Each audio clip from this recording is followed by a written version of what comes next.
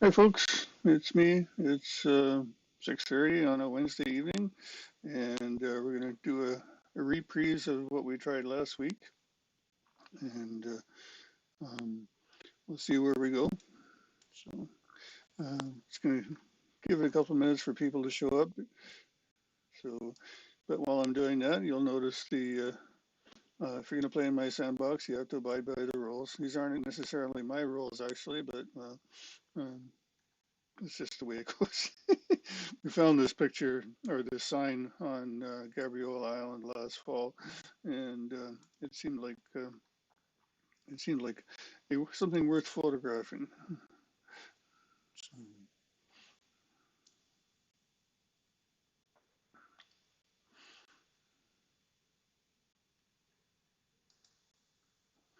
So apparently, I'm the only person here at the moment.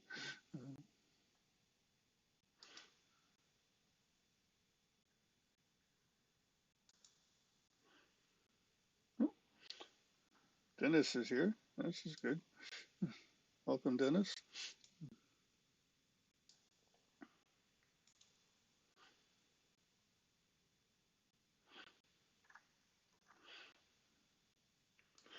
Might just be the two of us. No, actually, we're up to 7 people now, so this is good. I'm gonna wait just another moment, and then Douglas is here. Hi, Douglas.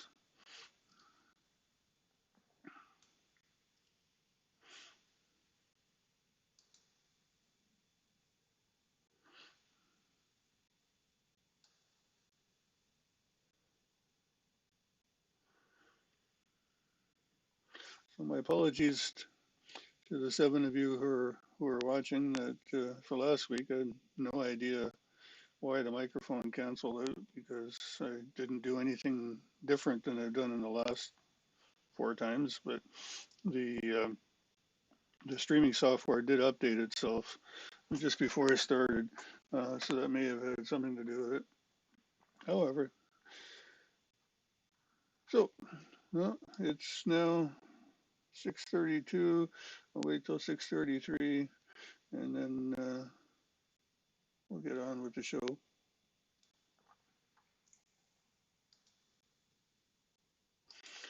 Okay, so hi, welcome.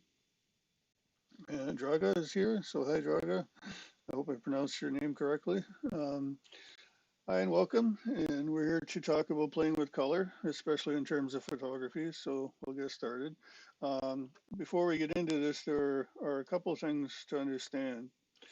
Um, and the biggest one is that I'm not seeing what you're seeing. There are several reasons for this.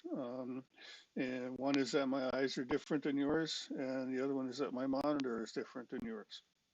My monitor is also calibrated, whereas yours may not be, and we'll come back to that in a bit. And if you're wearing Duncan's rose-colored glasses, well, then everything's going to be a little bit off tonight. Okay, so we'll open with a quote from Paul Gauguin and about the language of color. And color has both delighted and fascinated us for millennia. Um, Now, as I mentioned in the write-up for this talk, the one color is a subject from which one could easily get several PhDs. I could take the next 2 hours and list all the things we're not going to cover, but by then I'd be talking to myself um, because everyone else would have left or fallen asleep. For example, we could start talking about the relationships between colors, but then we get into analogous versus trichromatic versus complementary colors. So tonight we're just going to stick to the basics. Almost all of us live in a brilliant world of colors. Those who are born blind may have their own idea of what colors are, but how they could translate what they experience to us, I don't know. And at the same time, though, we can both point at something and say it's purple. Who's to say that what I consider purple would be the same as you if I could see with your eyes? Because seeing color is a two-part process. Um, hey, Duncan, glad to see you. Did you bring your rose-colored glasses? Because if you did, everything's going to be tinted, and that may work against us tonight. Um, so But yeah, the light streams into our eyes, and then our brain processes it into what we see as color. The image that you're seeing on your screen right now is a fractal. It's basically a graphic representation of a mathematical formula. This one was created using a program called Tierrazon. It's one of my favorites. I call it Cosmic Watermelon, but yeah, they're fun to play with. Um, Okay, so color is also a billion-dollar industry, multi-billion dollars, I'm sure, because everything we see around us is showing us colors. With everything we see, everything we eat, everything we buy, our choices are being influenced by colors. This is from the Pantone website, as you can see down here on the bottom. And Pantone is all about color. They make a number of different color palettes and for different types of paper and different other products. But no matter whether you're in the fabric industry and clothing, or whether you make paint, or whether you make labels for soup cans, there's a specific color for it. However, not all of us see color in the same way. Some people are less sensitive to more colors, certain colors, and some people, like this gentleman, Neil Harbison, can't see any colors at all. Neil actually has a brain implant in the back of his head that connects to a colorimeter in front of him. And the colorimeter reads the colors in front of him and translates them into sound. So Neil hears colors and he chooses associations based on those sounds. If you follow the link at the top of the page up here on the TED Talk, it's actually quite fascinating. But when Neil gets dressed in the morning, for example, he doesn't decide whether, I'm going to wear a green jacket and a yellow shirt. He goes by tones.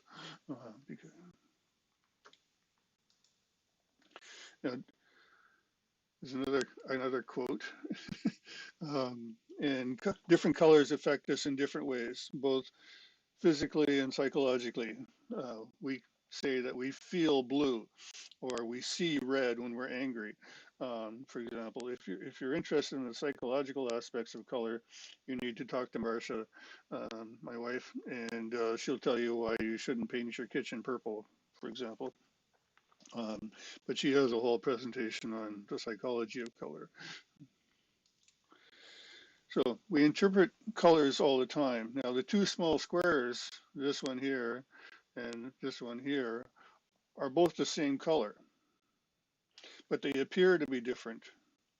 So which then is the most important, and which is the real color? The actual values, color values, or how we perceive it? This is this is another image made with the same fractal program. I can only look at it for a couple of seconds at a time, and it just drives me nuts. But I had to throw it in there. Um, so in order to have color, we need light. There, that's better. And light is where the source of our color comes from.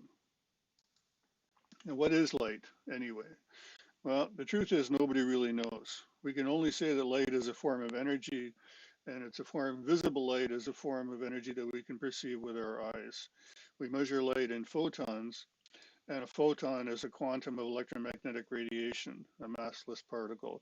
Um, when a photon strikes our eye, we use the energy from that photon to send a signal to the brain.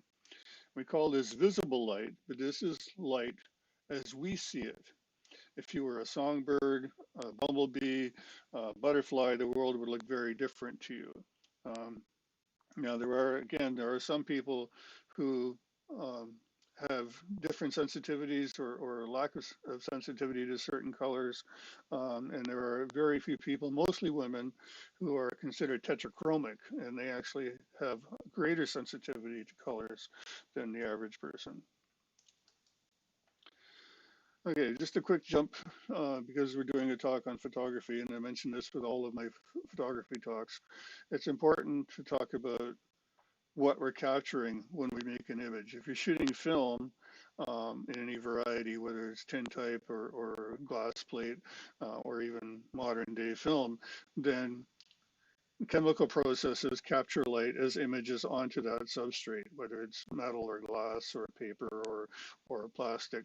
But digital processes do not capture images. Digital processes capture light as information.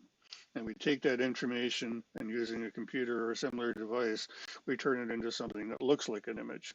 I think it's important to keep this in mind. Okay, so when we talk about light, we can break it down into two simple components. There's the quantity of light and the quality of light. And both have impacts on us as photographers, but for different reasons.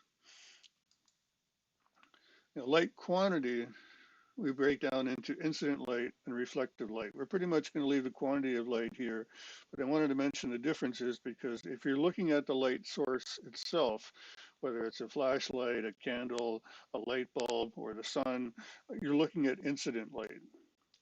Everything else that we see around us, we can see because the light is being reflected away from that object. Okay, so that's the difference between incident light and reflected light in a nutshell.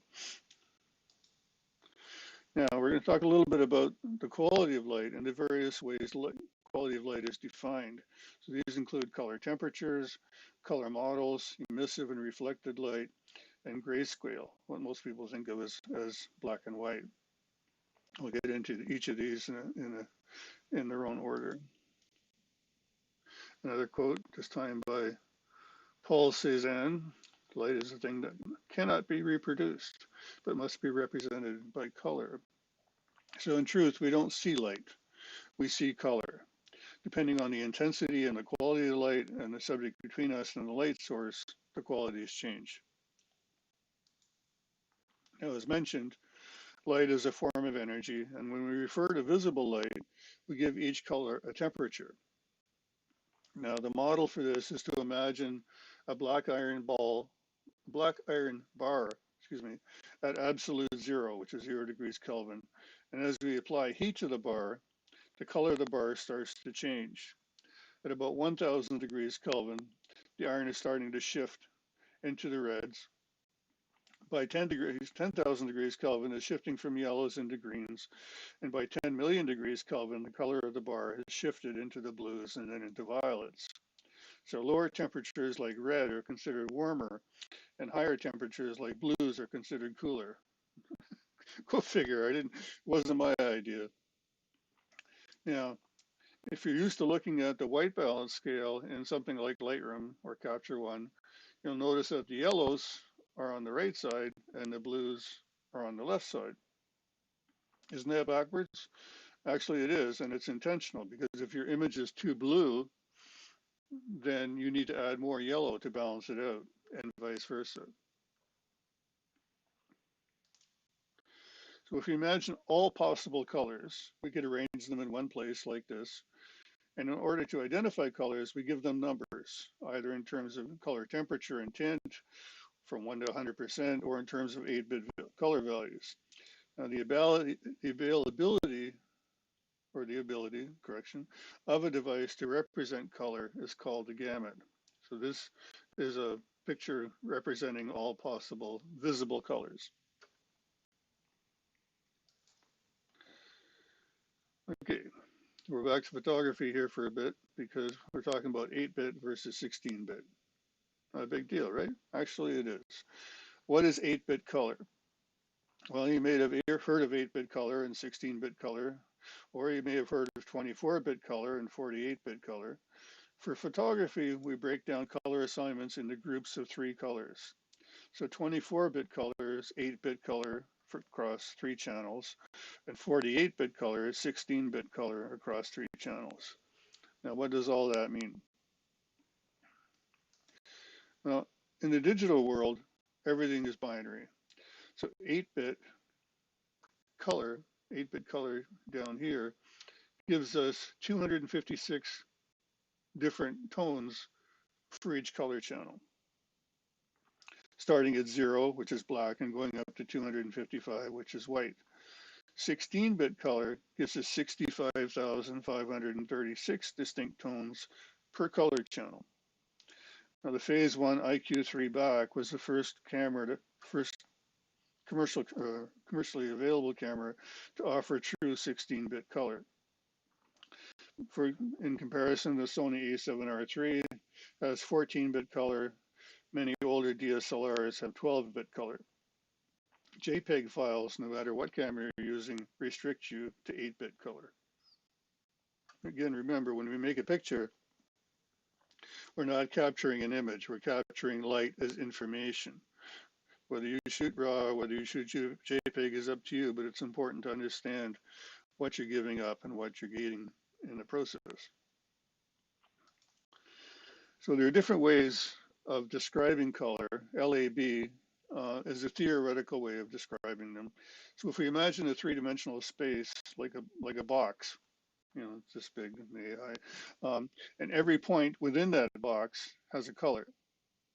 XYZ is a similar color model. So LAB represents every possible color, and the color is given a value based on its position on the L, which is the vertical axis, or the y-axis, and it goes from pure white to pure black. Okay. Moving along the A-axis moves you from green to magenta, and the B-axis moves from blue to yellow. So those three, you know, if you had a spot here or here or here somewhere in there, you're representing, in theory, every possible color based on the L star, A star, and B star values. Okay. Color can be expressed and modified in several different ways, and we're only going to talk about a few of them because it can get very complicated very quickly. The difference between saturation and chroma, for example, is that saturation is relative while chroma is absolute. The difference between luminance and luminosity, as I understand it, is that if you're looking at the light source, so if you're looking at the flashlight or the light bulb or the sun, and the light is coming straight into your eyes, that's the luminosity. If you're looking at light reflected off something, whether it's a coffee cup, a computer screen, a car, or your cell phone, or a tree, that's luminance, is the amount of reflected light. They're often used interchangeably, so I wouldn't worry too much about it. Now, brightness refers to luminosity, but with respect to saturation, and it goes on and on from there. So that's why I said we're only going to be covering the highlights here. Okay, when we think of colors, red, green, purple, chartreuse, pomegranate, etc., we're referring to the hue. At the top here, it says 1 out of 255 women, and 1 out of 12 men have some form of color vision deficiency. And mostly those are challenges with hues. This is a test you can do on the X-Rite website, and the squares on each end of the bar are fixed, here and here. And what you have to do is arrange the intervening squares so that it presents a color gradient from here to here, from here to here. I've done these tests and similar ones a few times, and within this capacity, I have perfect color vision. There's a woman who works at X-Rite, and they have a much bigger test with actual physical pieces, and she has gained 0 errors in more than 25 years. Okay, so we'll start with color, red in this case, and we're just going to discuss the color's various attributes. So the circle here in the middle is known as the color wheel. And if we take that red and we go around the outside of the wheel, we're changing the hue. Okay, so we're going from green to blue to red to kind of a mustardy orange. So we're changing, by going around the outside of the wheel, we're changing the hue. If we go from the outside of the color wheel towards the center, we're changing the saturation. The saturation is the amount of color. So over here at the right, as you can see down in this box, we have 100% saturation. This box here, we have 80% saturation. This box here, we have 60% saturation. This box here, we have 40 and then down to 0. Sorry, this is 15. And then, anyway, so by moving towards the center, we're decreasing the saturation. We're actually removing color from our color sample. These 5 boxes show variations in brightness. So over here on the left, we have 20% brightness, 40, 60, 80, and 100% brightness. Okay. So we're changing the amount of light, the luminance, at 100% saturation. Okay. Again, you can see it down here. We have 20%, 40%, 60%, 80%, and 100%. So we're basically dimming down the amount of light that's affecting this color. So if we look along the top of these rows up here, we can see we're starting with the same color in each case. So this is our base color of red. Here we're changing the hue, so we're going from red more in towards the magentas. Here we're starting to pull color out of our sample, so we're decreasing the saturation. And here we're increasing the luminance, so we're adding brightness at 100% saturation. We're adding brightness until we eventually end up with pure white. Now this is known as the Adelson checkerboard illusion. And if you look at this square marked A and this square marked B, you'll say to yourself, hey, those squares have exactly the same luminance. Okay, you're probably not saying that because they appear different. But if we join the two squares together, you can see that they are in fact the same. If you still don't believe me, I use the white balance tool in Lightroom, and you can see we have a value of 47.1% in both squares. So they are exactly the same luminance value, but to the average eye, they don't look that way. Okay, so photography, there are basically 2 different color models, additive and subtractive. To begin with, black is not an absence of color. White reflects all colors and black absorbs all colors. So in an additive model, that's this one over here on the left, we start with no color and then we start to add colors to it. So this is known as the RGB or red, green, blue color model. Okay, and it's the most commonly known additive color model. A computer monitor, your screen that you're looking at, is emissive, which means that it gives off light. If you start with nothing and then add varying combinations of red, green, and blue, you end up with all the different colors. How many colors that is depends on several factors, which we'll see in a moment. This is the CMYK color model, and this is a subtractive color model. Okay, so in a subtractive color model, you start with all colors, and we'll imagine this is a white sheet of paper, but white is reflecting all the colors, so you can't see them. You begin to add ink to the paper, and you start to filter out colors. So this is cyan, magenta, cyan, magenta, yellow, and black. This is known as the CMYK color model. And K, so C for cyan, N for magenta, yellow, Y for yellow, and K for black.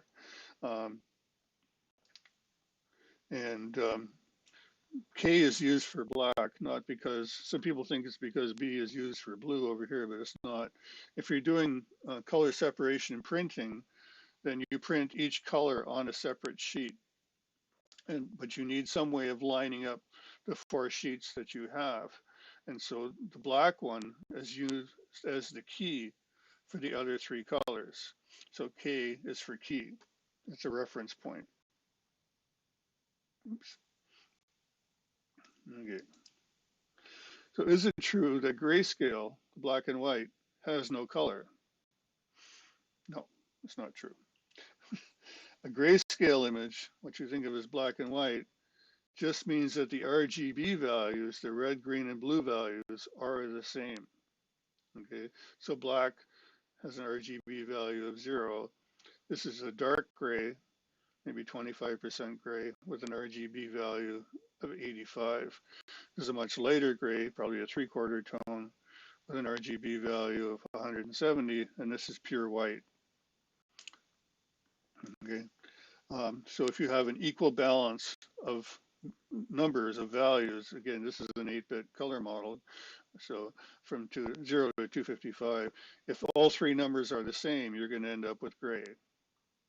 It's important to remember this when we talk about tints or shifting, and we'll get to that in a minute. Okay, so now dynamic range relates to the ability of a device to separate black from white. Okay, so up here we have basically a bit depth of 1. It's either black or white. And then down here at the bottom, we have 32 different colors from black to white. Now you should be able to see all 32 of these bars on your monitor. If you can't, then your monitor is either too dark, too bright, or too contrasty. Okay, so not every scene, not every image that you make is going to have a broad dynamic range, but this refers to the ability of your camera to capture those separations and also the ability of your monitor and or your printer to display them. Now, as photographers, we work with a number of different color models. The most common color models today are sRGB, Adobe RGB, ProPhoto RGB, and SWOP CMYK for printing. Again, this CMYK refers to the color print process. So which one should you work with? Well, if you remember the digital cameras capture light as information, you want to work in the largest color space you can for as long as you can. However, it depends on how you use your image. For example, the internet is largely an ungoverned color space. sRGB is considered the lowest common denominator. Now, Lightroom uses Melissa RGB, which is very similar to ProPhoto RGB. For me, I work in ProPhoto RGB. However, if you take an image, this comes from Outback Photo, and you export it from Lightroom or from Photoshop, Affinity Photo, Capture One, or whatever, as ProPhoto RGB, and then look at it in Facebook, it's going to look like this image over here on the right. The reason is that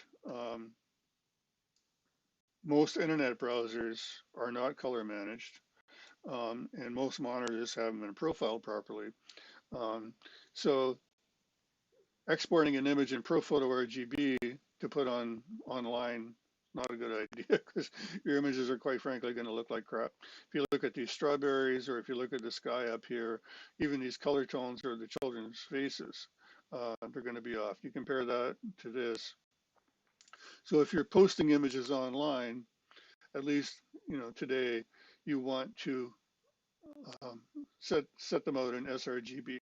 It's a smaller color space, but it's something that everyone can work with. If you're creating an output file to send to a printer, depending on the printer, they'll either have their own color profile that they'll want you to use for their particular printer, or they'll ask you to export an sRGB. A better quality lab will send you a profile, and if you take it to Walmart or Costco or whatever, they'll just ask you for an sRGB. Okay, now when we're working in color in our workflow between devices, the idea is to create as much color consistency as possible. Depending on how we use this work, depending on how we use our images, our work, this can include a camera, a monitor, or several monitors, a printer, or several printers, possibly a film scanner or a flatbed scanner. And we want them to be as consistent as possible. Yeah, this is another quote on color. Give me a second here to have a drink of water.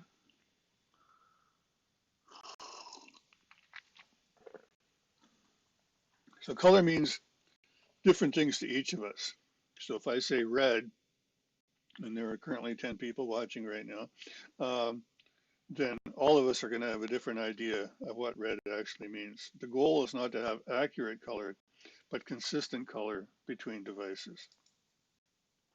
Okay. This comes down into a couple of things on camera calibration and color temperature. So what color is white? Now, the quality of light changes during the day from morning to night, geographically around the world, and based on altitude, by season, and for a lot of different reasons. Even indoors, we can have different light bulbs that have different color temperatures. Now, our brains are capable of making huge leaps when we know what a color is supposed to be. It doesn't snow very often here in Victoria, but if you go out at 10 o'clock at night in the moonlight and look at the snow, you can tell yourself that it's white. It's actually not. It's going to be somewhat bluish. But because the brain thinks it's white, that's the color that we're going to see. Now, to be able to render colors accurately in our cameras, we need a way of measuring it.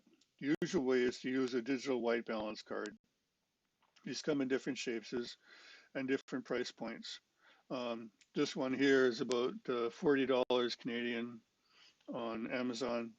You can probably buy cheaper ones, but it's important to understand the difference between a white balance card and a gray card. Gray cards are usually 18% gray, and they're used to calculate exposure. The most important thing for a white balance card is color fidelity, that the gray is spectrally neutral. So you remember back a few slides, we talked about that black and white. It's not true that black and white images don't have color. Black and white images are ones where the three colors, red, green, and blue, are all identical. So if you have a card like this, and it's instead of being, say, red 75, green 75, and blue 75, if your red value is, say, 80 and your blue value is 62, then you're going to have a color shift. It's just not going to be neutral. Okay.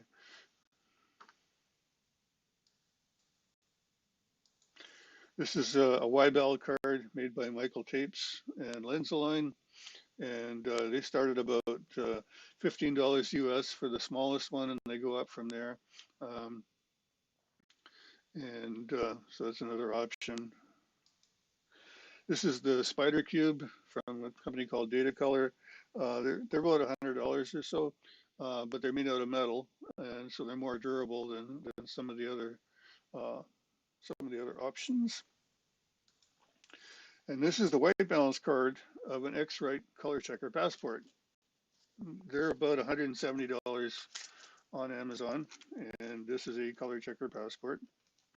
Now the image on the left here was made at about 2400 degrees Kelvin, but white balanced to 6500 degrees Kelvin, or daylight. It's the two cards here. Now you'll see this one on top, the lighter one. Hope this is capturing on camera. Let me have a look here.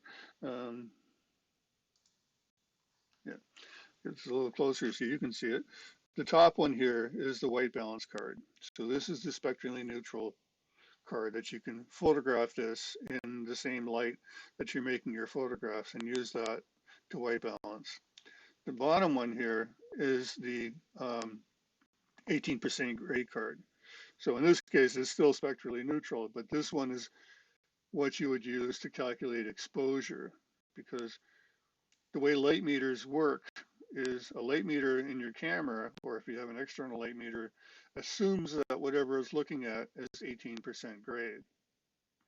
It, if it's lighter than that or darker than that, nowadays, cameras have algorithms that take multiple points and try to calculate them, but each point is assuming that what it's looking at is 18% grade. So this top one here is what we're talking about in terms of white balance. You'll also notice that I have a lanyard attached to my white balance card, and that is because the first one of these that I had got left at the Butchart Gardens in the Orchid Garden, and even though it had my name and address on it, somebody else decided they needed it more than I do, rather than sending it back to me. So, oh well. Okay, so this one, back to these two images. So this was shot in basically warm light and then white balanced to be proper. Here we have a similar image, and this one was shot in slightly cooler lights, about 4,500 degrees Kelvin, and then balanced to 6,500 degrees Kelvin. So if we compare the two, there is a slight difference in color temperature between the 2,400 degree one on the left and the 4,550 degree Kelvin one on the right. They're pretty close. Now, oops. How important is proper white balance? Well, it depends on your subject. For if you're doing artwork or if you're doing product photography, it's critical. If you're doing portrait photography, you don't want your subject to have orange skin, for example. But for all photography, having a good white balance gives you a place to start, and you can adjust from there. So this is an example sent to me by a friend, and he might suggest that the white balance is a little bit off. We definitely need to add some yellow to this scene. So these three images, the one on the left, this was made at Dallas Road around 8 o'clock in the evening. And you can see that even by looking down here at the white part of the passport, it looks blue. So this is the same image that's been color balanced or white balanced. And so the sky is shifted from blue into more yellow. And then because I'm shooting a sunset, I can decide I want more yellow in the scene and I can actually modify it. But this middle image gives me a starting point. So here's the scene that's after it's been processed. So if I wanted to warm it up, or if I wanted to add a bit more blue, or whatever, in this case I can change it. But this white balance card gives me a place to start.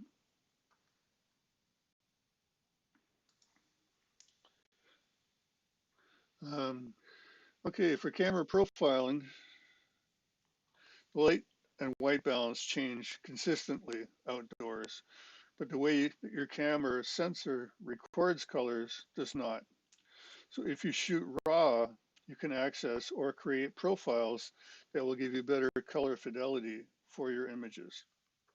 And that's the other part of the Color Checker Passport. So I will show you that.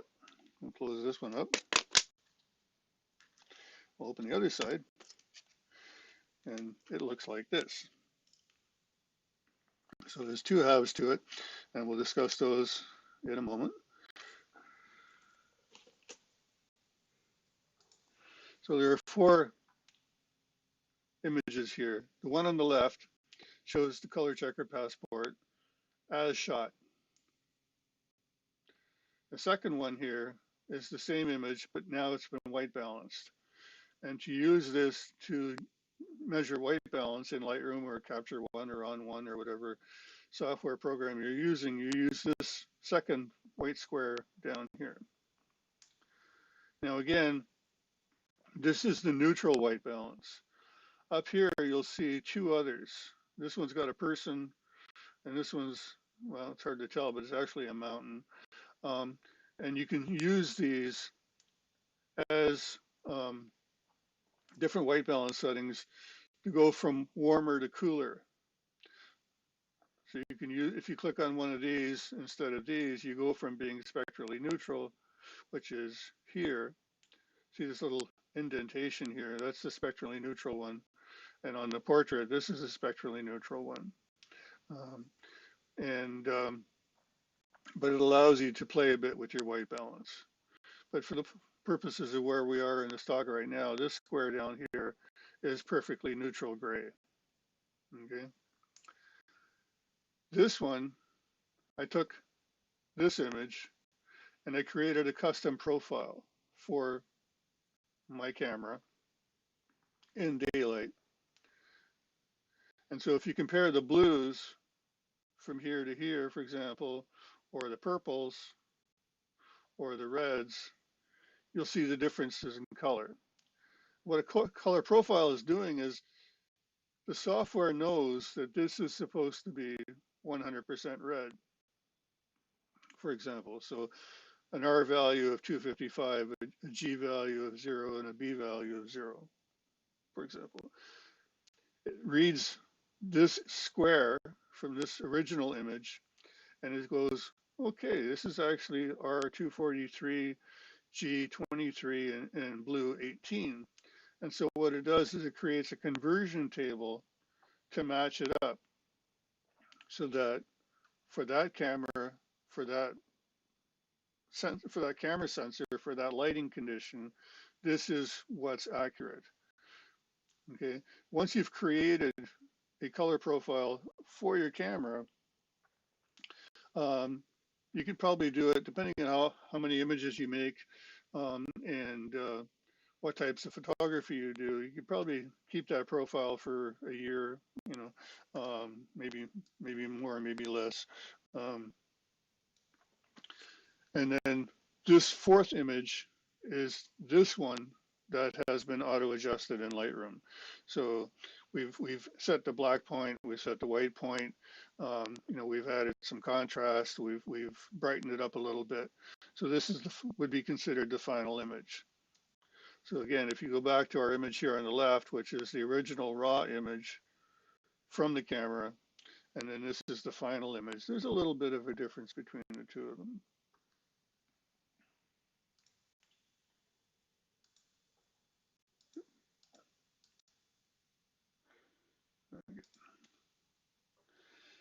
Now, if you're using Lightroom, you can simply take an image of your color checker passport, right click on it, go to export, and there's a preset called color checker passport.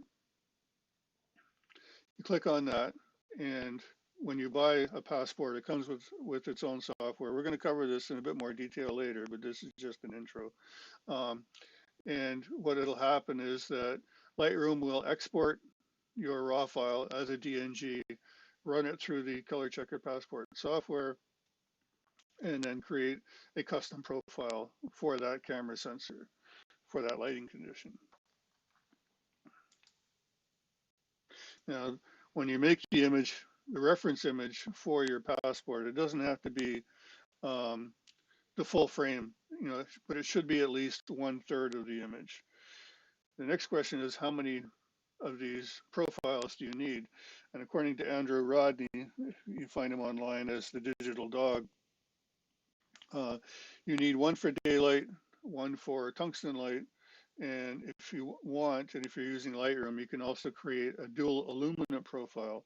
And in a dual illuminant profile, you use the same passport and you take a picture in daylight, for example, and then a picture in tungsten, and combine those two images, and it gives you a profile for that.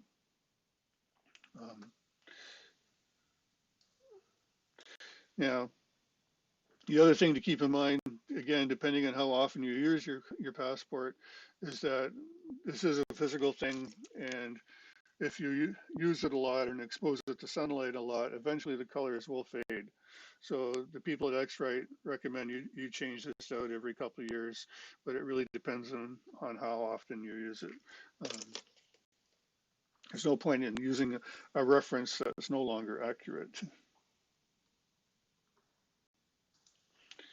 Okay, so the image on the left here was made with an Nikon D5000 and profiled using the Lightroom camera, camera landscape profile. The image on the right was profiled with a custom Nikon D5000 profile that I made using my Passport.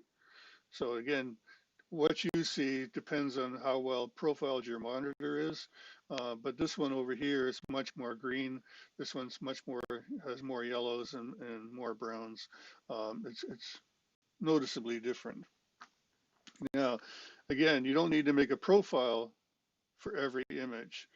The white balance might change depending on whether you're in shade or whether you're in sunlight. If it's the morning moving through noon into afternoon and evening, the white balance will definitely change. But I made 9,000 images on this trip up towards northern BC, and I could profile all 9,000 images with the one Nikon D5000 profile. Okay, now my cell phone, which is this one, is a Samsung Galaxy S6, and in Pro mode, it will shoot raw DNG. So if I make a DNG image on my phone, again, I can use this to make a color profile for my phone. This is the straight raw file. Now the color profile will only work for DNG images made with the phone. It will not work on JPEG images. The reason, and the same thing with your camera, because with JPEG, so much of the processing is done inside the camera that trying to create a profile afterward is pretty much a waste of time. So this is a straight raw file, and that's the image on the left. The image on the right is the has been white balanced. Again, this square, set the white point, the black point, and this color profile again can be used with any DNG images made with my phone. This is another example. This over here is Bella, and this is Bobby, and this is my Passport. So again, this is a straight raw file, and over here on the right, we have a completed HDR image made with the Nikon D5000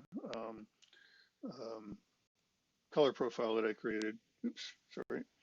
Now, if you don't use Lightroom, if you use Capture One, or if you're using On1 software or something else, you can export a TIFF file and something like that, and you can use that to create a color profile for your software. There's also a company called Luma River.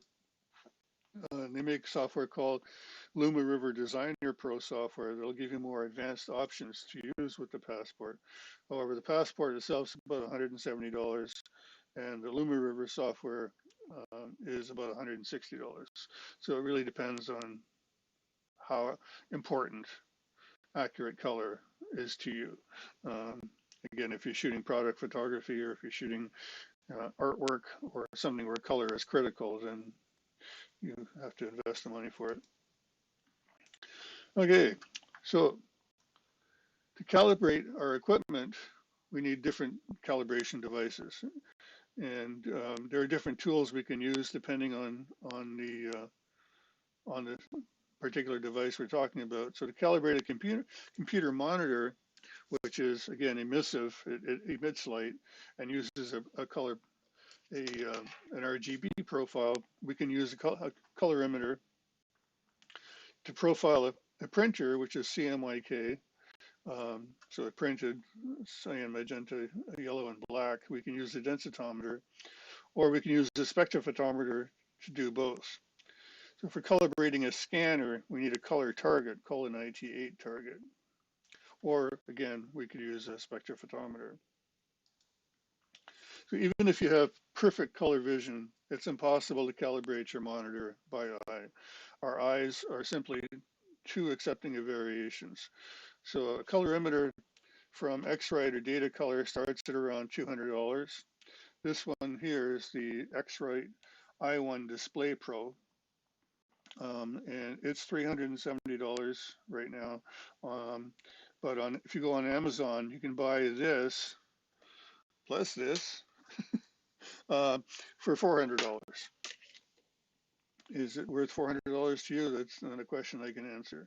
Um, and some high-end monitors from Ben, BenQ and from NEC have their own built-in calibration systems, um, but you have to be aware of variability between devices. If you work with more than one monitor, um, then each monitor has its own connection to the video card in your computer. There are some video cards that have two outputs, but I don't think you can calibrate them separately. So you have two choices. You can either use one color managed monitor as your main display screen and have your second monitor for your menus and things like that. Or if having two calibrated monitors is really important to you, then you need two separate video cards so that you can output the color profile separately. If you haven't calibrated your monitor, I can almost guarantee it's going to be too bright and too contrasty. If you print at home, you probably ask yourself, why are my prints too dark? Well, your prints aren't too dark, your monitor is too bright. For example, my laptop screen from the factory at 100% luminance is 5 times as bright. That's correction, 4 times as bright as it should be. So in order to have a proper luminance value for my monitor at what I work at, I have to turn the brightness down to 25%. So before you profile your monitor, you should do it once a month. And because, again, monitors are physical things, the electronics wear out. Leave your monitor on for about a half an hour before profiling, because as your monitor starts to warm up and all the electronics get jiggy with each other, then the color will change. So leave your monitor on and displaying for half an hour. And again, for each graphics processing unit or video card that you have, you profile one monitor. You can, I have separate color profiles for my main screen, my big screen, and for my laptop screen. If I'm only working on my laptop, I use that color profile. And if I'm working on a two monitor setup like this, then I switch the color profile I'm using to my big screen, and I put the menus and stuff on the smaller screen. Okay, this all sounds very complicated, but it can be quite simple. So this is I have, again, the X-Rite i1 Pro colorimeter, and this is the software from X-Rite. So this is the monitor for my laptop. It's a white LED. The white point is D65. Now, again, depending on what type of photography you shoot, you may want to change that. But D65 is 6,500 degrees Kelvin, and that's considered daylight. And most of the photography I use most of the photography I do is out in daylight. So I set my white balance on my monitor to D65. The luminance value is 120 candela per square meter. That's really, it's a number, it's a reference number. And all the CD per meter squared, that's from the International International Organization of Units, something like that. And so this refers to the amount of light, how bright my monitor is, basically. If you're seriously into printing, then of course you have a viewing booth, and you want to calibrate the white point and the luminosity of your viewing point and your monitor the same, so that when you print out something and stick it in the viewing booth, it looks like what you expect. You may want to set your luminance a little lower. Just for example, the international standard for sRGB is 80 CD per meter squared. But again, it depends on how you're using your equipment. And if you're printing, then basically you want the brightness of your print to look like the brightness on your monitor. The gamma is 2.2 That's standard for photography, and that has to do with the curve. Not going to get into that. If you're doing a lot of graphics work, you probably set your gamma to 1.8. But those are the defaults for photography. And then you click next, and it comes up with a screen, and it's quite simple to use, and it'll create a profile for you. And there's a checkbox here that I don't use, but if you have a desktop computer, you can leave your colorimeter plugged in, and it will automatically adjust your monitor based on the light that you're working in. So if you have your monitor next to a window and it goes from darker in the morning till brighter in the afternoon, it'll automatically adjust your monitor for you. I don't get that critical. It's not that important for me. But these are just, okay, for printer calibration, remember that LEB is a theoretical model and therefore device independent. Okay, so LEB is LEB no matter what.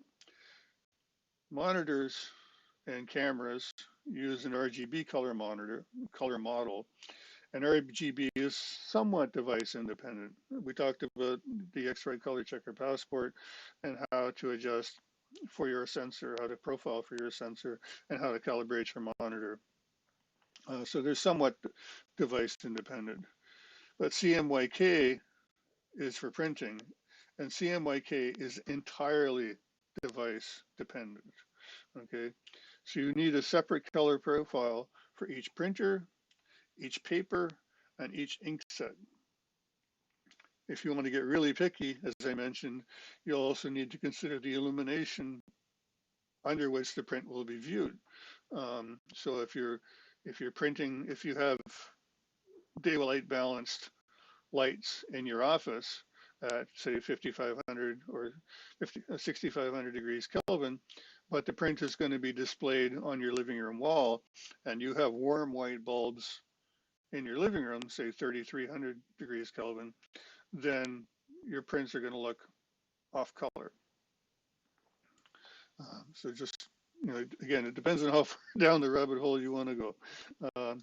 If you're interested, go to photopxl.com and look up Mark Segal. He's one of the contributors there. Mark has forgotten more about printing than I will ever learn in my lifetime. Yeah.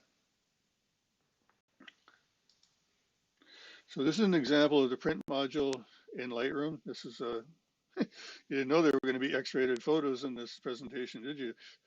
So these two dragonflies are doing their thing. But this is the print module in Lightroom. And here you can see that we're using a profile based on the Epson Premium Glossy paper and based on the Artisan 810 printer. If I was using a different paper or a different printer, I would need a different profile. Now, whether you're printing from Lightroom, Photoshop, or whatever, you need to set the ICC profile. Okay, if you don't have an ICC profile for your printer, for your paper, you have a couple of different ways to get one. One is to go to the paper manufacturer website. This is a paper manufacturer called Canson. And if you go to the Canson website, you click on your printer and you pick Canon, HP, Epson, whatever printer you have, and then you pick a printer model. So whatever you're using, an Epson P900, which isn't actually out yet, but will be out soon. And then you choose the paper that you're going to be using in your Epson P900. We'll switch to the Epson P700 because it is out now. And you're using a specific paper. So then it'll tell you, okay, for this paper, for this printer, use this profile. So that's one way to do it. The second way is if you have a densitometer or a spectrophotometer, then you can print out a color patch like this, and then you run your device over the patches, and it will measure, again, just like profiling your monitor with the Color Checker Passport, it's going to read each one of these squares, and it knows what each color the square is supposed to be, and it's going to adjust based on what it's reading from the paper. So if you're using different papers, you need to create different different profiles for each paper. If you're going to print your own model like this, you also need to use something like it's called ACPU, Adobe Color Profile Utility, or Adobe Color Print Utility, because if you go back here, oops, and pick a profile for your paper and print it out, then it's going to modify these colors. So in order to create these patches, you need to print out without a profile, just straight colors. Photoshop, Lightroom, they won't let you do that. They're going to want to know what profile do you want to use with this printer and with this paper. And so you have to use something like Adobe Color Print Utility, which will allow you to print without a profile. And that will give you the actual ink set colors from the printer. So this is the second way to do this. Again, if you do a lot of printing, there's one that has a feed mechanism, a device from X-Rite, and you just print out your color patches and then just feed it in, like feeding it into a scanner or a fax machine, something that has a feed anyway, and it'll just suck it in and read the patches. They're several $1,000s, so you'd really want to get a lot of use out of it. That's a quick overview because this isn't about printing. Now the third way to do it is there's a company called ColorByte Software, and they make software called ImagePrint. And there's two different versions of it, ImagePrint Red and ImagePrint Black. Now ImagePrint is what's known as an RIP or a RIP, and RIP stands for Raster Image Processor. And so basically, what the RIP does is it takes over your print dialog box. So rather than printing from Lightroom or from Photoshop or from whatever program you're using, you would print from ImagePrint. It does the page layout, it sets everything, profiles. Now ImagePrint Red uses print profiles that you've downloaded or created from your for yourself. ImagePrint Black uses their own custom color profiles. And they have, as it says here, over 25,000 custom built profiles. So this is the third way of getting color profiles. It depends on how much printing you're doing, how important it is to you. But those are basically the three ways of calibrating your printer. Okay, now if you're scanning images, you need an IT8 target. Depending on your scanner, you may need more than one target. If you're using a flatbed scanner, then you'll need a target like this. If you're using a film scanner, then you'll need a film target. And you'll need a film target that is preferably the same as the film you're scanning, because Agfachrome and Fujichrome Velvia, for example, or Kodachrome 64, or Ektachrome 64 for that matter, all deal with colors separately. So again, you use a target like this, it measures the color squares, you know the routine, it creates a profile. You can also use a spectrophotometer with your scanner to create profiles, but spectrophotometers run $2,000 to $3,000 and up.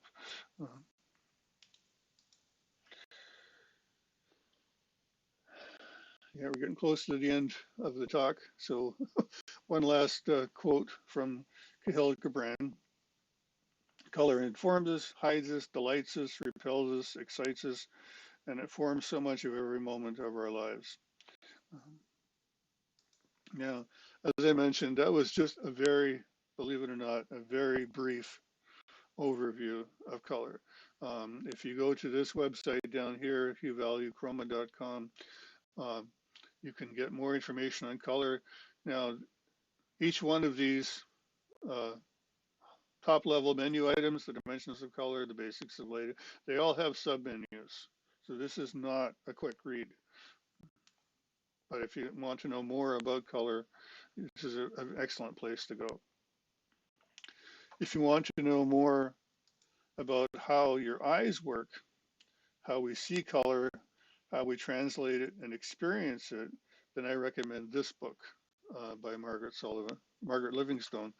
And I don't know if they have a copy at the library or not, but this gets very deeply into how our eyes work, how we perceive color, how that relates to art, and how basically everything about color and vision and related to art or photography. It's not a quick read either.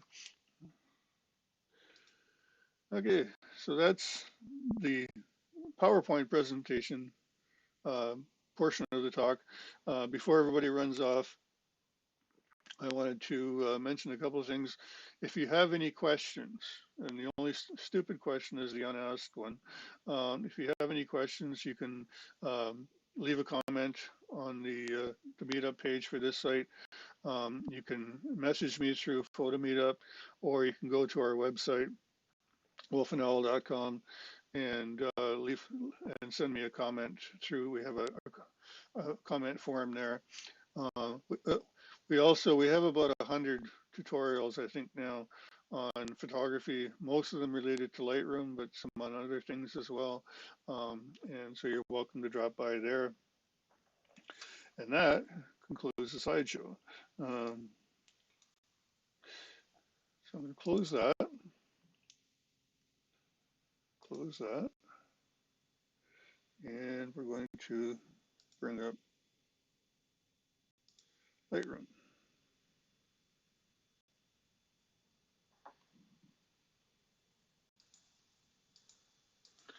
Okay.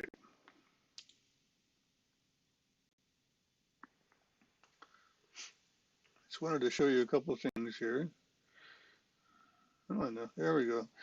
Okay, so this is our picture again of Bobby and Bella. And this was the original Nikon D5000 RAW file. So this, as I mentioned, when you take a picture of the color checker passport to make a profile, it should take up at least a third of the screen. This one's a bit small, so I zoomed in a little bit closer. And in Lightroom, to make a profile like this, all you do is you right click on it, you go to export, and then here it says color checker camera calibration. So you click on that. I'm not going to do that right now, but if you click on that, it will make a DNG file of your passport, create a profile for you, ask you what you want to call it. And you should, if you work in mixed light, if you do studio work as well as daylight work, then you might want to add the word daylight and maybe the year or whatever, use whatever name you want, but make sure that it's something that that makes sense to you. Okay, and it'll create a profile for you. So then, again, yeah, same thing. This is my camera, the DNG from my cell phone, and same process. Go to export, color checker, camera calibration, and again, this only works on RAW files. So raw file from your camera, a raw file from your phone. It will not work on JPEGs because so much of the processing in a JPEG is done in the camera that it's you can still process it, but you're limited in what you can do with it. And then, but wait, there's more. Okay, so this is the final picture of Bella and Bobby. So this was a 3-image HDR processed in Lightroom, white balanced using this little square down here, and with the Nikon D5000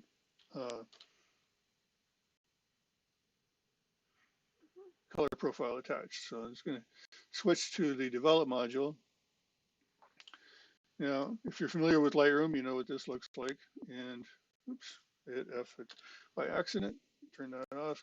So we're just going to collapse down a bunch of these for a moment.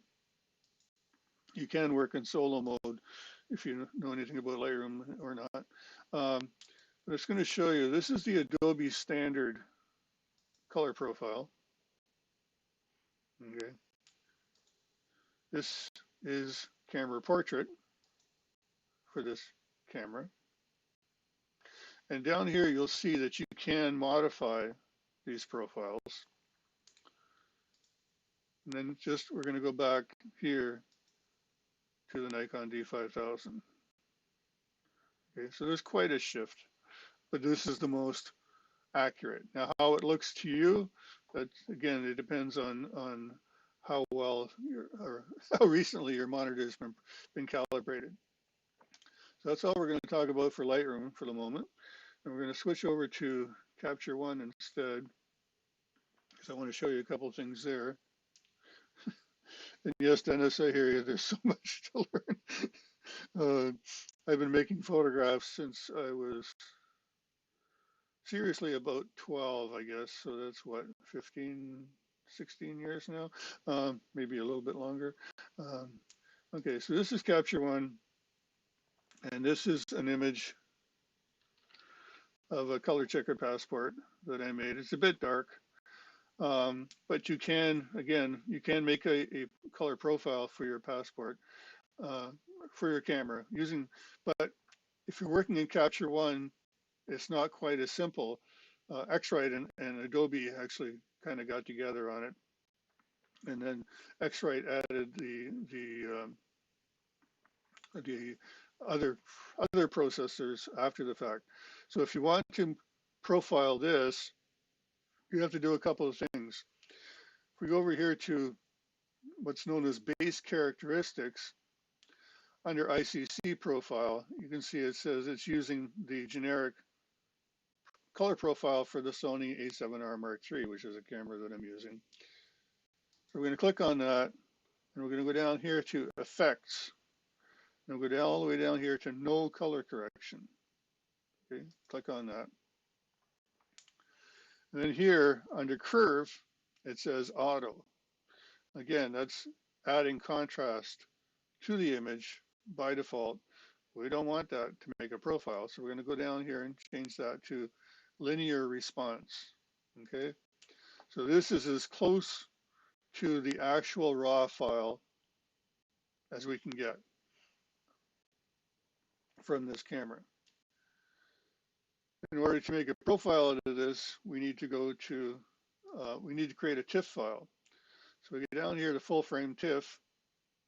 This is one of the presets that comes with Capture One. You can create your own presets, but we want as much information as we can. So we want a full frame TIFF, 16-bit.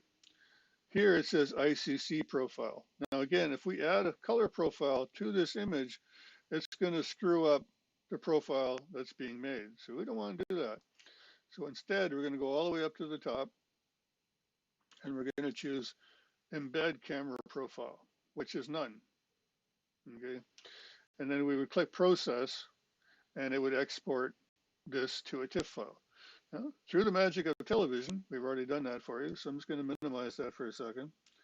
And we're going to go over here and bring up, this is the X-Rite Color Checker calibration software. And I just need to minimize these for a second. So this, I'm going to drag the image that we exported from Capture One into here. It's going to read the image, and it's going to do its best to line up. If you look at this passport here, you'll see in the corners there are little white squares. Okay, so it's going to try and match up the colors as best it can. If you don't shoot it straight on or whatever, you can take these and adjust them. But right now it's going, hey buddy, I'm good. If it can't match the squares up, then it will allow you to move these dots into the corners, and that will help to line up the squares. Okay, so now we say create profile, and we're going to call this Sony A7R3 daylight August 2020, for example, and it will create an ICM profile. You click save, and it would do that. I'm not going to do that, but that's what happens. So we're going to close that, and just give me a second here. Bring that back up. Okay, so we're going to go back to Capture One, and then we'll just reset this. So this is what the image looked like when I imported it into Capture One using the Phase 1 generic profile for that model of camera. If I go down here to Other and go to Sony A7R3 Daylight, there's a difference. So actually what we're going to do here, just to make it easier to see, is we're going to click on that and click on Clone Variant, and it's going to take the two of them, bring them both up. Okay, so now we're going to go to this one, and for this one we're going to change from the generic Sony profile to the custom profile that I made, and then we'll zoom in a little bit so that you can see. Again, if you look at the blues here, especially here, the purples, there are subtle but very real differences. And if I just drag this down, oops, back the right tool here, if I drag this down, I was talking before about how you can change the white balance from warmer to cooler. So if we go over here to our white balance tool, there we are. So if I go back up here and click on here, it gives us a white balance of 8,562. The auto white balance, let's go over here and pick on this one. If we set the auto white balance, it's at 6,220. So there's a difference of more than 2,000 degrees Kelvin.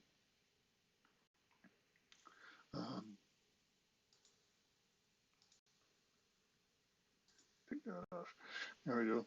So even if you just look at back here, move that up a bit.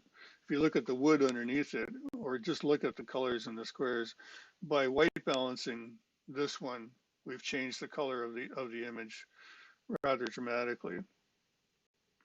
And by adding a custom profile, then we've also changed the colors. Now, just again, just for giggles, if we go over here, we'll pick this image, and rather than using the daylight profile, I have one that I made inside the hothouse at Butchart Gardens.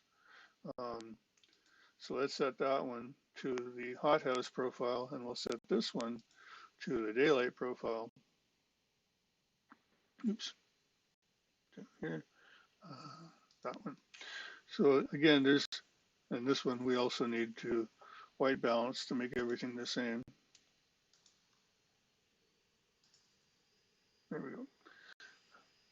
So there's subtle differences, but the lighting has made some difference between the two. Again, whether or not you can see this depends on what your monitor looks like. Now there's a white square here and a black square here. Up here we have a shadow level and a highlight level. So if we click on that and then click on this, this is going to set, oops, that's the wrong one. Back up. Yeah, sure. Click the white button and then click on the black square. Let's try that again. Okay, so now it's setting this as being the brightest point of our image. If we click on this one, and click on this one, that's now set the darkest point in this image. Okay, so in Capture One, there's a levels tool, and the levels tool allows you to set the lightest and darkest points in your image. Now this little thing up here that looks like a pencil is actually an auto adjust button. So if we click on that, it's going to be not quite so dramatic. Now, if you use the auto adjust for the levels tool, then there's one thing you need to be aware of. Here you can see that we have RGB highlighted. And so if we click auto, it's setting the average white point for red, green, and blue combined, and the average black point for red, green, and blue combined. If we go over to edit and go to preferences and go over here to exposure, we have the option of setting the red, green, and blue channels independently. Okay. So now you see down here that we have the white point set at 135. If we click on that again, we look at red, we've got red at 135, green at 134, and blue at 132. So it's making slight variations for this particular image on each of the RGB channels. Okay, that can give you a more accurate representation, but depending on the scene, it can come back and bite you in the butt. And I'll show you what I mean by that. Just get out of here for a second. So we'll start with this image, and we'll just zoom out so we can see it. So this is the raw file made with my Sony a7R III. If I go here to preferences, go back to exposure and set this to RGB, and if I click auto white balance, I'm going to get this. So it's not, you can see it's not adjusting the blue channel, the green channel, or the red channel individually. It's adjusting all three of them. Okay. Now you can see from this scene that this scene has a predominance of green. Okay. So if I was to set the RGB values independently, it would look like this. Yeah, sure it will. Come on now.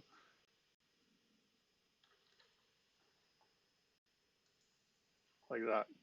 Okay. So that's, bring them both up so you can see them. This is with the composite RGB values set, and this is with the red, green, and blue values set independently. And because this scene has such a dominance of green, it's thrown off the overall color of the image. These both have the same white balance. Okay, so this is giving you a skewed color representation. So just as I say, using independent values for your red, green, and blue channels can give you slightly more accurate levels, but it can, if you have a color shift or a predominance of one color, it can actually throw things off. So then this is the final processed image. And if you happen to see big pointy ears and a long snout down to the neck and the eyes, then yeah, if I was Little Red Riding Hood, well, I might be worried, but not about this wolf because he's a very friendly wolf. Anyway, so that's pretty much it. I did want to show you one more thing before we go, and it's going to close out of Capture One again, and we're going to jump back into Lightroom for just a second.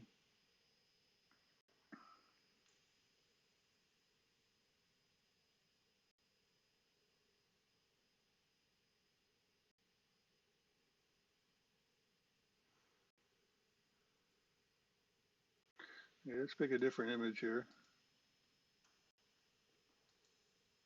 for the develop module.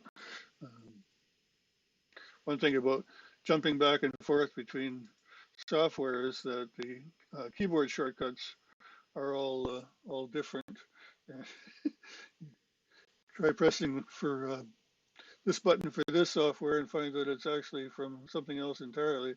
Um, so let's just pick an image here.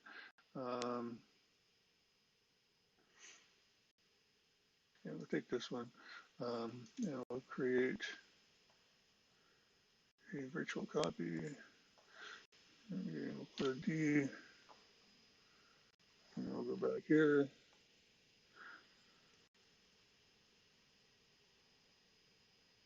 And we'll go to reset. Okay. If you don't have a camera color checker passport, and you're trying to set the white balance on your image, you can do a couple of things. This is actually way too dark, but you can use the eyedropper tool in Lightroom if you have something that's relatively neutral, like say the stem of this mushroom. And if you look at the stem, it's got a red value of 57.4, a green value of 57.8, and a blue value of 54.7. So that's relatively neutral. If we click on that, it's going to set us a pretty good white point, or pretty good white balance, I should say. If you don't have something that's relatively gray in your image, let's pick something else.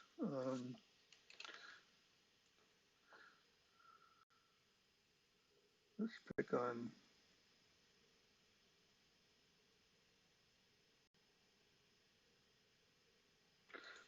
this one, for example.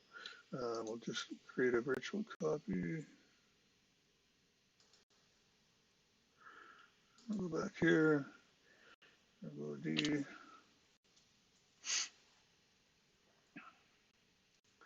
And we'll go to reset.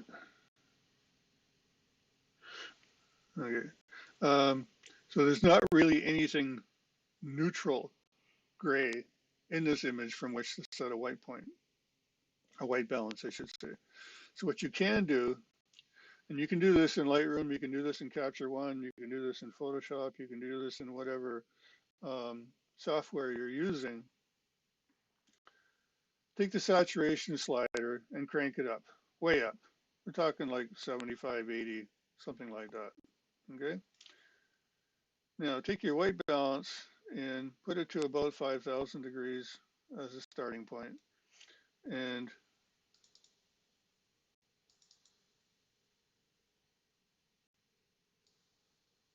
set this to 0. And we'll set this to make it 5,500. Okay, so this is going to look way oversaturated, but that's fine. So what you want to do is grab your temperature slider and start sliding it to the left, and eventually it'll go all blue. And then you start sliding it to the right, and eventually it'll go all yellow. And then you start moving it back.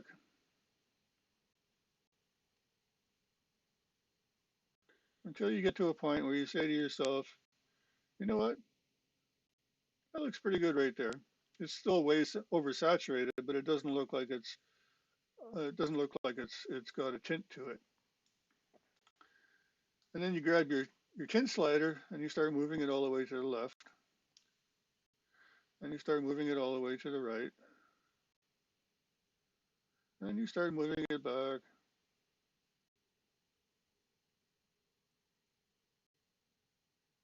Until you get to a point where you say to yourself, you know what, that looks pretty good. I'm happy with that. So I would accept this as a white balance for this scene if I had no other way of white balancing it. But remember, your saturation slider is still up here at 75. So what we're going to do is we're going to zero that out again. And you're going to go, hey, what happened to my color? And you're going to find that you're going to have to add probably about 20 or 25 points of color, maybe 30, to get it back looking like it's supposed to. And again, this is where we ended up with this image. I call this the doorway because of this This little square here, it's a doorway to another dimension. And that, as the saying goes, is that. Oh, one last thing I forgot to mention while we're here. You may or may not be aware of this, but let's go back to, oops, all the way up, our quick collection. And get rid of that. So we'll go back to this image. I mentioned in Capture One, you can use the levels tool, excuse me, to set your white point, your black point. Lightroom doesn't have a levels tool. At least I don't think it does. More recent versions might have, but I don't think so. But what you can do is one of two things. One is if you hold down the Shift key on your keyboard and double click on the white where it says whites, that will automatically set the white point. You double click on the blacks, that will automatically set the black point. Double click on the shadows, it's not changing the shadows. Double click on the highlights, it's not changing those either. You can also double click on exposure, but I find it tends to make it too bright. You can also double click on contrast, and that'll auto adjust the contrast. Again, it's just a starting point. The other thing you can do is, if we reset this, is you can go to your whites slider and hold down the Alt key if you're on Windows or the Option key if you're on a Mac, and you'll notice that your screen has gone black. So now if we start increasing the whites, eventually we're going to start seeing color. Okay, and that's when you start to see color, that means your image is now too bright. And we can keep going. So at this point, you can see that we're blowing out in the blue channel.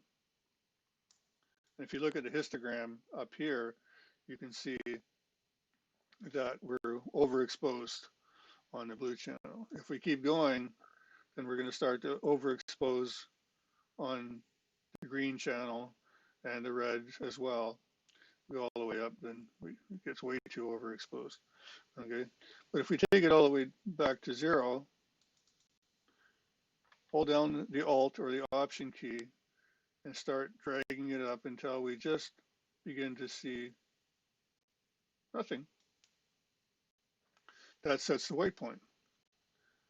Now with the black point, same thing. Hold down the Alt or the Option key, start moving the black slider to the left, and you will see where we're starting to burn out to black.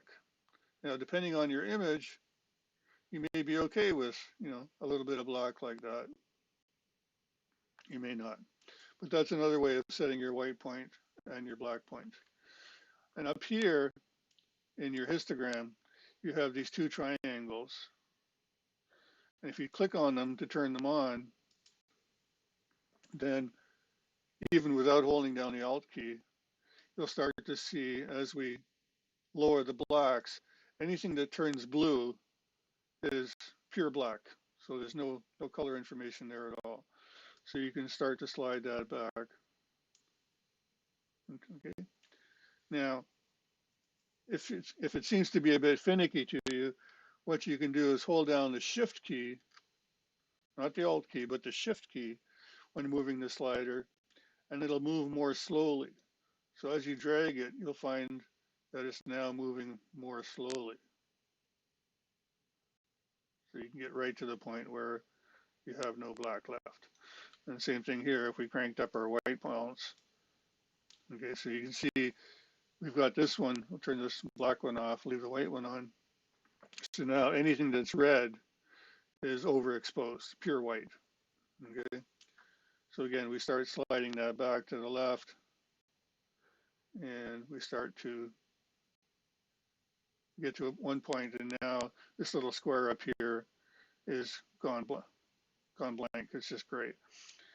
if you start to increase it again, you'll see it's gone blue. So that means we've got some clipping in the blue channel. Not sure where, I don't see it on the screen there. But if we increase it more, you'll start to see red in places that are blocking out. And again, if it's being finicky with you, you can hold down the shift key and drag the slider, and now you'll find that it moves more slowly. So you can get right to the point where it just stops clipping like that. And now you have your white point and your black point set. And that's all I'm going to say. There's Marcia's, it's 8:05, and that's, oh my God, we did a webinar in less than 2 hours. What am I going to talk about for the next half an hour? Maybe I'll go and have supper instead. So there are 10 of you online right now. I appreciate your coming. I apologize again for last Wednesday. I have no idea what went wrong, this video will be recorded and or is being recorded, I should say, and it'll be available to you. I'll put a Meetup, for whatever reason, doesn't allow people to see the URL after the presentation is over, but I'll add it to the comments. And so if you have any questions, again, you can either leave a comment on the Meetup page for this Meetup. You can send me a message through PhotoMeetup, or you can go to our blog, wolfandowl.com, and you can fill out our comment form. It may take me a day or two, to get back to you, but I will. So that's it. Thank you all for coming. Have a great night. And that's about all I got to say.